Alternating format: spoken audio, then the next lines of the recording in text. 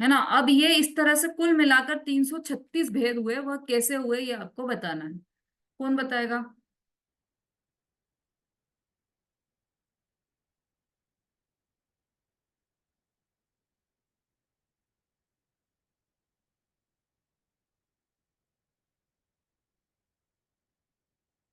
हाँ, नमिता जी बोली।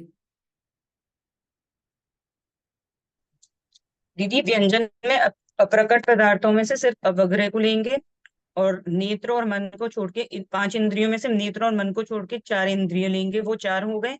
और हम्म। 12 प्रकार के पदार्थ, हम्म। जिसको मति ज्ञान जानता है, वो 48 हो गए, 48 हो गए। हाँ। अर्थ में प्रकट वाले पदार्थों को अवग्रह या आवाय और धारणा 4 हम्म। हो गए। हम्म। पांचों इंद्रिय और मन 6। और हम्म। 12 प्रकार के पदार्थ, उनको हम्म। तीनों का मल्टीप्लाई करके किस वो किस का टोटल मल्टीप्लाई? 288 आ जाएगा। किस किस को ये मल्टीप्लाई किया? अर्थस्य में? 4 अवग्रह या अवाय धारणा का 4, 5 इंद्रियों और एक मन का 6, और हम्म। 12 प्रकार के पदार्थ, इन तीनों को मल्टीप्लाई करके 288 आया। और 48 और 288 336 हो गया टोटल। बहुत बढ़िया, बिल्कुल सही बताया आपने। 336 भेद ये मति ज्ञान के हो गए।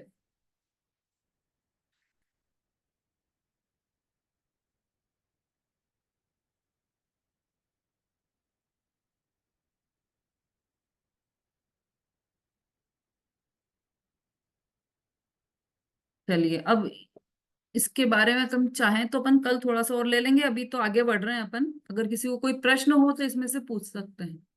हाँ, मंजू जी बोलिए। दीदी वही बताने के लिए हैंड रेज किया था। ठीक है, ठीक है।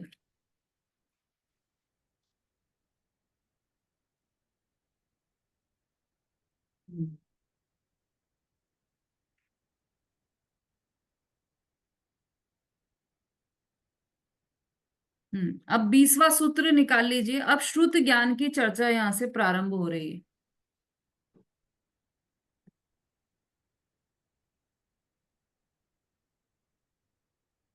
मति ज्ञान के संबंध में यदि और किसी को कुछ जानना हो तो वो हैंड रेज कर सकते हैं। हाँ, रेणु हाँ जी ये बोलिए। वाला दीदी आवाज नहीं आ रही आपकी। आ रही है, आवाज तो आ रही है। सब लोगों को तो आ दीदी रही है। आपकी आवाज नहीं आ रही मुझे। अब आ रही है। नहीं, ये कैसे? वॉल्यूम भी फुल है फिर भी नहीं आ रही। आप रीज्वाइन कर लीजिए।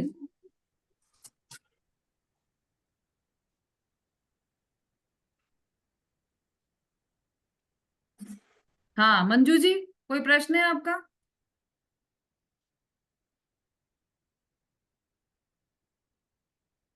बोलिए दीदी बोलिए। न चक्षुर्निंद्रियाभ्याम जो है ना, हाँ, उसको थोड़ा सा आप कर दीजिए डिटेल। ठीक है।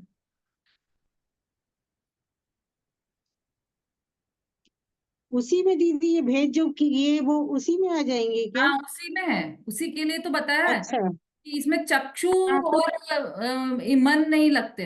ऐसा हाँ ठीक चक्षु है और फिर मन वो। से नहीं होता व्यंजन का अग्रह।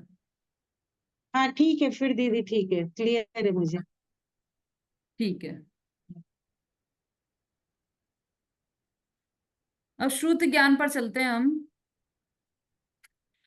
शुद्ध ज्ञान का वर्णन, शुद्ध ज्ञान की उत्पत्ति का क्रम और उसके भेद, ये सूत्र, ये कौन से नंबर के? 20वें नंबर के सूत्र में बता रहे हैं। श्रुतम मति पूर्वम द्वैनेक द्वादश भेदम। जो शुद्ध ज्ञान है वह मति ज्ञान पूर्वक होता है, और वह 2 प्रकार का, द्वय अनेक प्रकार का, और द्वादश अर्थात 12 प्रकार का होता है। कौन? श्रुत ज्ञान 2 प्रकार का, अनेक प्रकार का और 12 प्रकार का होता है शुद्ध ज्ञान। और वह किसके पूर्वक होता है? तो शुद्ध ज्ञान मति ज्ञान पूर्वक होता है। ये इसमें विशेष ध्यान में रखने योग्य बात है। किसको होता है ये?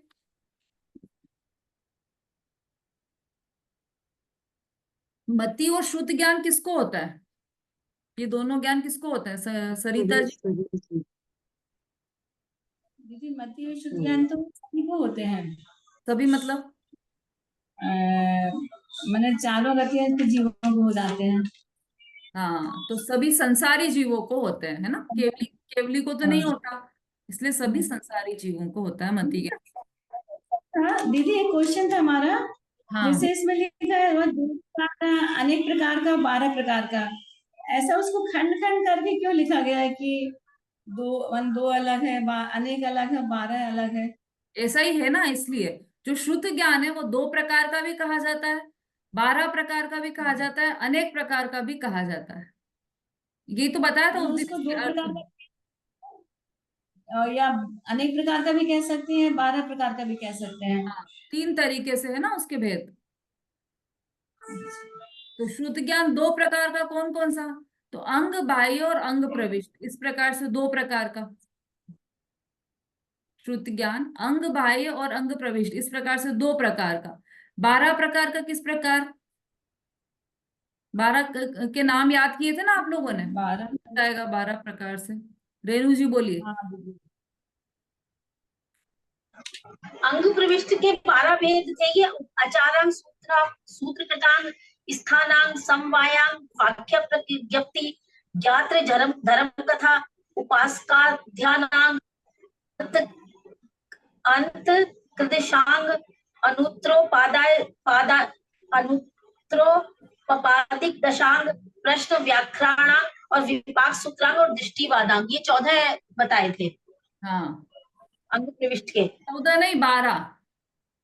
हाँ सॉरी, 12।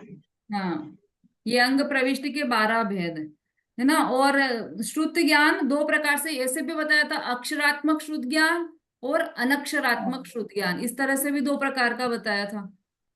हाँ, ठीक है, तो भाव अक्षर, शुद्ध, द्रव्य शुद्ध, भाव शुद्ध, द्रव्य शुद्ध भी है। हाँ, इस प्रकार से भी बताया था, द्रव्य शुद्ध और भाव शुद्ध, बिल्कुल सही। तो ये 2 प्रकार के हैं।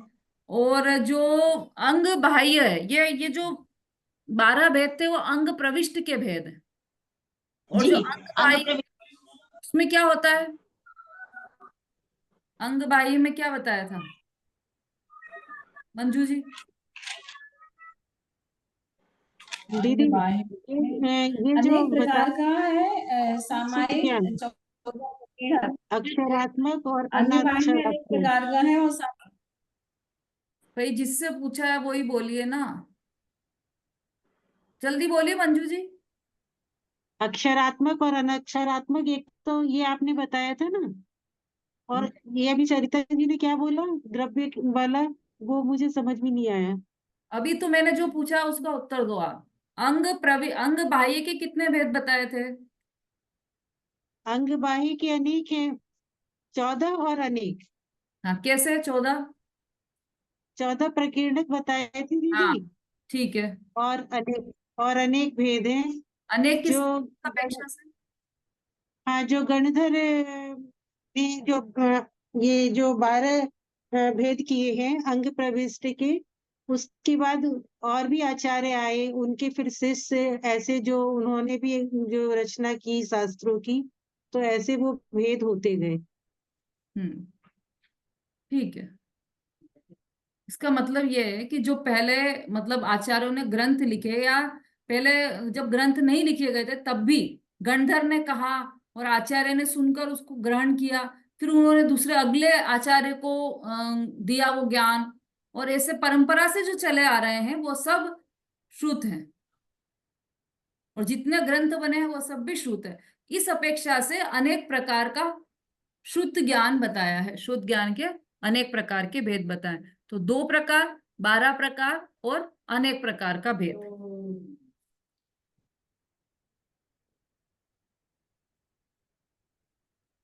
ठीक है, यहां तक का समझ में आ गया सबको? हमारा सूत्र नंबर 20। अब कितने बच गए हमारे? 13 सूत्र बचे हैं। तो कल वो 13 सूत्र कंप्लीट हो जाएंगे आपके, कल और परसों में। अब एक होमवर्क है आपका, ये जो पूरा तत्वार सूत्र है, इसमें से आपका जो भी, मैं तो विषय दूंगी ही, लेकिन आपका यदि कोई प्रिय विषय हो तो आप वो विषय मुझे बता दीजिए, तो उसमें आपका नाम लिख देंगे।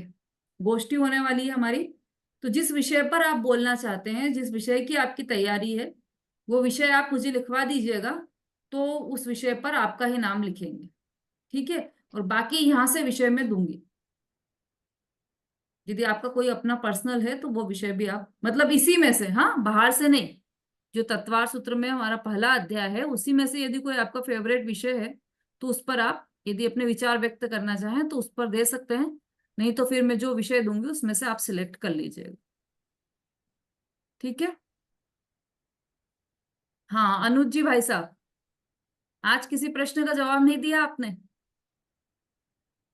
जी दीदी, श्वास थोड़ा गड़बड़ चल रहा है मेरे। अच्छा अच्छा, जी। चलिए स्वास्थ्य का ध्यान रखिए भाई, शरीर ठीक रहेगा तो आत्मोन्नति में ज्यादा अच्छा रहेगा। हाँ जी। हाँ मंजू जी, कुछ पूछना है आपको, बोलिए।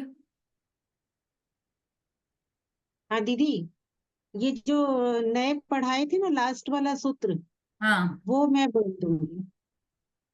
ठीक है, चलिए अब जिनवाणी स्तुति कर लेते हैं अपन शॉर्ट में। जा वाणी के ज्ञान से सूझे लोकालो, सो वाणी मस्तक नमो सदा देत हूँ लो। ये जिनवाणी माता की जय, महान जैन धर्म की जय। हाँ आज कोई विशेष दिन है क्या, किसी को ध्यान हो तो?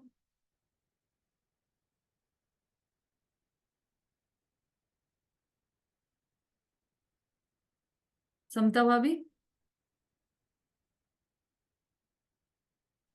यजनन हम्म। और नमीनाथ भगवान का मोक्ष कल्याणक। नेमिनाथ? नहीं, नमीनाथ, नमीनाथ। नमीनाथ क्या चिन्ह है नमीनाथ भगवान का? नीलकमल। हाँ ठीक है, बिल्कुल सही। तो वो उनके मतलब आप आज समझ लीजिए दीपावली है हमारे लिए तो, 24 तीर्थंकर में से किसी का भी निर्वाण हो दीपावली ही है। हम केवल महावीर भगवान की मनाते हैं तो ऐसा नहीं है, 24 तीर्थंकरों की ही निर्वाण दिवस हमारे लिए दीपावली का दिवस है। तो खूब उत्साह पूर्वक आज के दिवस मनाइए, आप सभी को मंगल बधाइयां। और शिविर में भी बच्चों ने गोले तैयार करके लाए थे, हाँ डेकोरेशन करके। बहुत सुंदर सुंदर गोले तैयार किए थे सब लोगों ने, और आज चढ़ाए भी सभी ने शिविर में, यहाँ पर शिविर चल रहा है ना तो उसमें। चलिए दीदी मैं 9वें सूत्र पे बोलूंगी। आप हेलो।